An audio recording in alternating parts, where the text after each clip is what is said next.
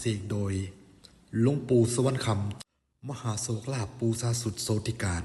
เด่นทั้งด้านเมตตามหานิยมโชคลาภค้าขายดี และที่สำคัญเด่นทั้งด้านแคล้วขาดปลอดภัย เพราะได้3อาจารย์เกจิชื่อดังปลุกเสกให้เป็นระยะเวลา3 วาระ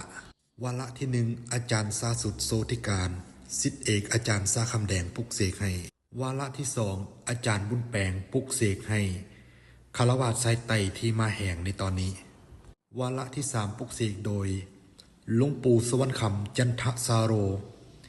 แห่งวัดภูเขาควายเปิดแบ่งปันให้ตอนนี้มีจำนวนจำกัดเนื้อซีเคคุยพื้นลงยาเขียวเปิดแบ่งปันพิเศษเพียงแต่250,000 กีบเฉพาะ1 ฐานเท่านั้นของมีจำนวนจำกัดนะทุกคนเนื้อกระไรเงินผิวกระจก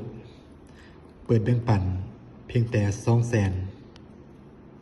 250,000 กีบเท่านั้นเฉพาะ1 ฐาน